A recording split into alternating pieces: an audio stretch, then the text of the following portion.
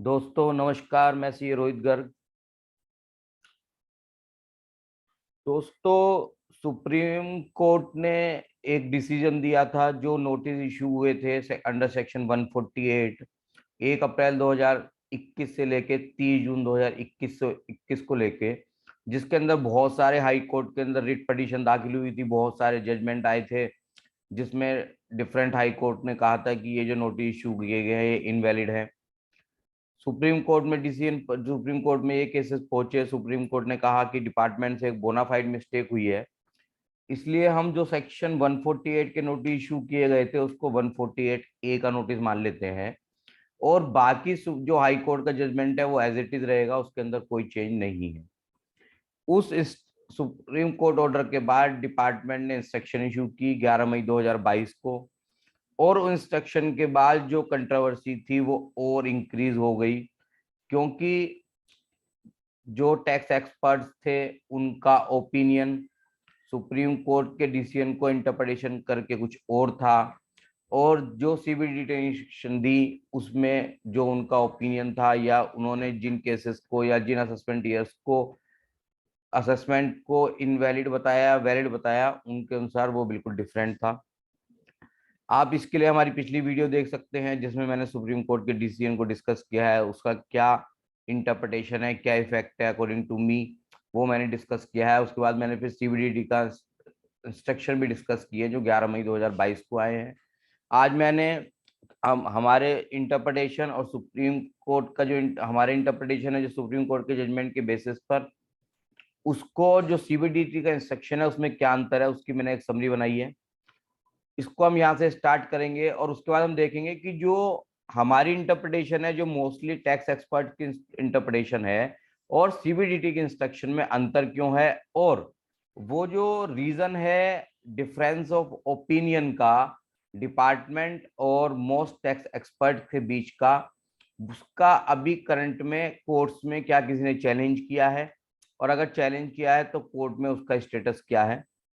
दोस्तों, हमने कहा था कि जो हमने इसमें दो कैटेगरी में केसेस को डिवाइड किया था, जहां पे स्केपमेंट of income less than 50 lakh है, और जहां पे स्केप इनकम 50 लाख या 50 लाख से ज्यादा है।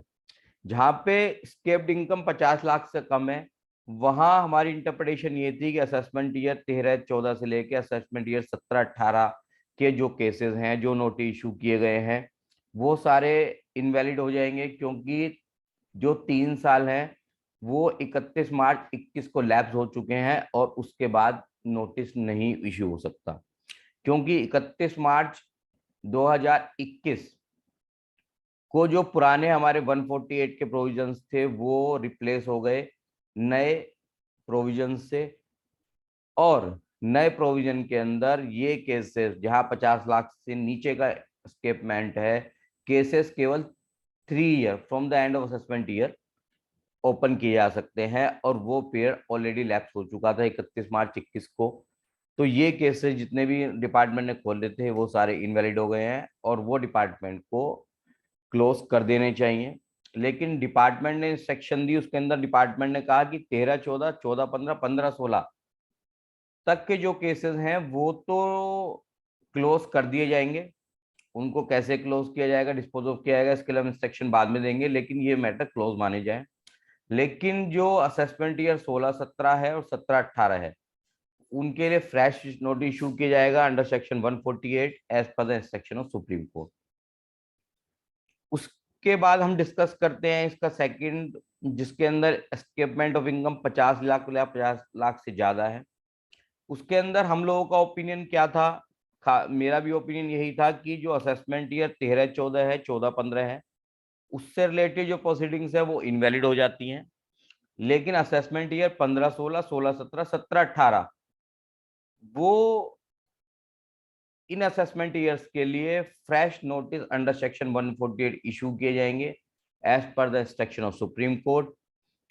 और जो सेक्शन 149 1 बी की कंडीशंस है अगर वो फुलफिल होती हैं तो डिपार्टमेंट इन केसेस में फर्दर प्रोसीड कर सकता है। लेकिन डिपार्टमेंट का जो ओपिनियन था, या डिपार्टमेंट जो सेक्शन की इशू की, उसने कहा कि 13-14 से लेके 17-18 तक जितने भी केसेस हैं जहां पे escapement of income more than 50 lakh या 50 लाख से ज्यादा है, वो सारे केसेस के अंदर हम फ्रेश 148 इशू करेंगे और वो सारे केसेस प्रोसीड किए जाएंगे फर्दर।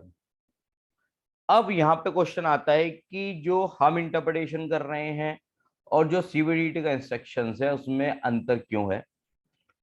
आपको पता होगा कि कोरोना के कारण, कोविड के कारण डिपार्टमेंट बहुत सारे केसेस को विद इन टाइम नोटिस नहीं दे पाया था। तो एक जो है इनकम टैक्स, एक जो है government, central government enabling act लेके आई थी जिसको हम शॉर्ट फॉर्म में टोला कहते हैं। उसके अंदर डिपार्टमेंट को 20 मार्च से लेके 31 मार्च 20 मार्च 2020 से लेके 31 मार्च 2021 तक के जो टाइम पीरियड था, उस टाइम पीरियड में नोटिस इशू होने थे, उसका टाइम पीरियड गवर्नमेंट ने बढ़ा के 30 जून 2021 तक कर दिया। तो डिपार्टमेंट का मानना यह है कि ये जो टोला है, ये जो नया फाइन जो 148 के प्रोविजन फाइनेंस एक्ट 2021 ने अमेंड किए हैं, वो टोला के प्रोविजंस वहां भी एप्लीकेबल होंगे और जो एक्सटेंडेड टाइम पीरियड है वो नए लॉ के अंदर भी एप्लीकेबल होगा। अब इसमें कंट्रोवर्सी क्या है दोस्तों, जितने भी हाई कोर्ट के जजमेंट हैं अगर आप उनको देखेंगे तो उनके अंदर हाई कोर्ट ने क्लियर कट कहा है कि जो टोला के प्रोविजंस थे वो पुराने एक्ट के अंदर इशू किए गए थे और नए एक्ट के अंदर वो प्रोविजन अलाइव नहीं रहेंगे। अगर सेंट्रल गवर्नमेंट की या पार्लियामेंट की इंटेंशन होती उन प्रोविजंस को अलाइव रखने की, तो इस तरह के प्रोविजन जो फाइनेंस एक्ट 2021 के अंदर जिससे नया 148 का लॉ लाया गया था उसके अंदर प्रेस्क्राइब किए जाते। दोस्तों मैं आपको इसके अंदर एक जजमेंट में बताता हूं जहां पे क्या लिखा गया है। In absence of any specific clause in finance act 2021 either to save the provision of enabling act, enabling act मतलब टोला, or the notification issued thereunder by no interpreted process can those notification can be extended run of life beyond 31st March 2020. They may also not infuse any life into a provision that stood obliterated from statute with effect from 31 मार्च 2021। यानी कि कहना चाहते हैं कि अगर टोला के provision या उससे रिलेटेड जो नोटिफिकेशन थे, अगर पार्लियामेंट की इंटेंशन होती कि वो नए एक्ट में जो 148 के नए प्रोविजन लाए गए हैं फाइनेंस एक्ट 2021 द्वारा, अगर उनको इनेबल करना होता तो पार्लियामेंट एक्ट के अंदर ही प्रोविजन बनाती और ये प्रोविजंस टोला के नए एक्ट के अंदर नहीं लगाए जा सकते। लेकिन डिपार्टमेंट का मानना है सीबीडीटी का कि सुप्रीम कोर्ट के जजमेंट की वजह से जो टोला के प्रोविजंस हैं वो जो नया लॉ है 148 का रीअसेसमेंट का उसके ऊपर भी एप्लीकेबल होंगे। अब दोस्तों ये टोला के प्रोविजन एप्लीकेबल होंगे नहीं होंगे, लॉ ऑलवेज इंटरप्रिटेशन होती है। हमारी इंटरप्रिटेशन कुछ और हो सकती है, आपकी कुछ और हो सकती है, डिपार्टमेंट की कुछ और हो सकती है। तो हम लोग वेट करते हैं कि उस इंटरप्रिटेशन को या किसी भी डिस्प्यूटेड पॉइंट को, आर्ग्यूमेंटल पॉइंट को कोई कोर्ट में चैलेंज करे और कोर्ट उसके ऊपर डिसीजन दे। इसी इसी सीरीज में एक जो है दिल्ली हाई कोर्ट के अंदर एक रिट फाइल हुई है। फ्रेंड्स अगर आप इस रिट को देखेंगे तो ये रिट जो है 3 अगस्त को फाइल हुई है। वैसे तो ये जो रिट है ये जिन्होंने फाइल की है वो उन्होंने वो 17-18 असेसमेंट ईयर के लिए की है और इसके अंदर आप देखेंगे वो कह रहे हैं कि जो मेरी इनकम है दोस्तों, इस जो रिट पिटीशन फाइल हुई है इसके आप जो है साइटेशन को नोट कर लीजिए, इसको आप फॉलो कीजिए क्योंकि ये टोला एप्लीकेबल होगा, नए एक्ट के ऊपर नहीं होगा, इस जजमेंट से क्लियर होगा। तो इसके अंदर देखिए फैक्ट क्या है केसेस के। जो असेसी है उसका केस 17-18 असेसमेंट ईयर से रिलेटेड है और जो उसकी एस्केप्ड इनकम है वो 5,70,000 रुपए है। तो देखिए हम वापस चलते हैं कि डिपार्टमेंट क्या कहता है 17-18 के लिए। अगर इनकम 50 लाख से नीचे है तो डिपार्टमेंट यहाँ पे कहता है कि 17-18 के केसेस, हम कहते थे कि 17-18 के केसेस इनकम अगर 50 लाख से नीचे है तो वो सारे इनवैलिड हो जाने चाहिए, वो सारे क्लोज होने जाने चाहिए। लेकिन डिपार्टमेंट कह रहा है कि 17-18 के लिए हम फ्रेश नोटिस इशू करेंगे और इसका जो है असेसमेंट करेंगे। तो इसी चीज को असेसी ने, ये असेसी हैं मिस्टर गणेश दास खन्ना, इन्होंने चैलेंज किया और इन्होंने कोर्ट में कहा, जज साहब योर ऑनर, मेरी इनकम 5,70,000 रुपए है, मेरा केस असेसमेंट ईयर 17-18 से रिलेटेड है और मेरी इनकम 50 लाख से नीचे हो गई, तो मेरा केस जो है as per section 149 of the new amended finance act 2021 वो खोला नहीं जाना चाहिए, क्योंकि 3 इयर्स ऑलरेडी लैप्स हो गए 31 मार्च 2021 को। और जो मुझे नोटिस दिया गया है वो नोटिस दिया गया है 26 अप्रैल 2021 को, जो टाइम बार हो गया। दोस्तों यहाँ पे जो डिपार्टमेंट काउंसिल जो होती हैं, जो स्टैंडिंग काउंसिल होती हैं, यहाँ पे कोई मिस्टर रुचिर भाटिया हैं, उन्होंने यहाँ पे वही चीज कही है कि जो सेक्शन 149(1)(b की जो कंडीशंस हैं वो हम इंटरप्रेट कर रहे हैं टोला से। देखिए उन्होंने लिखा हुआ है, he submitted that the condition prescribed under section 149 subsection 1 clause B of the act need to be compiled within the view of the extension of timeline in pursuance to the notification issued under section 3 subsection 1 of टोला।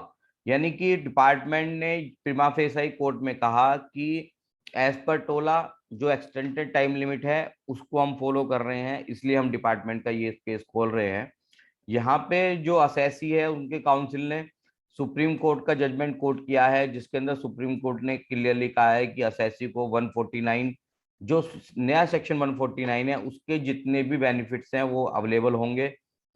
और उन्होंने supreme court के judgement को allow कर यहाँ पे पूरा coat किया है। और यहाँ पे फिर इसके अंदर जो है 6 वीक का टाइम अलाउ किया गया है डिपार्टमेंट को जवाब दाखिल करने के लिए। तो दोस्तों ये जो हमारी कंट्रोवर्सी थी कि टोला नए एक्ट के ऊपर एप्लीकेबल होगा नहीं होगा, इसको लेके कोर्ट में मैटर पहुंच चुका है। आप इसको फॉलो कीजिए, बहुत मच अवेटेड डिसीजन रहेगा इसके ऊपर, क्योंकि इसके ऊपर हजारों केसेस का भविष्य डिपेंड होगा। अगर हाई कोर्ट इंटरप्रेट करता है कि टोला नए एक्ट के ऊपर एप्लीकेबल नहीं होगा, तो मुझे लगता है कि 30-40 हजार केस है जो डिपार्टमेंट ने अभी खोले हैं वो उनको क्लोज करने पड़ेंगे। दोस्तों इसी के साथ अगर आपको मेरी वीडियो अच्छी लगे तो इसको लाइक कीजिए, शेयर कीजिए, सब्सक्राइब, मेरे चैनल को सब्सक्राइब कीजिए। Thank you.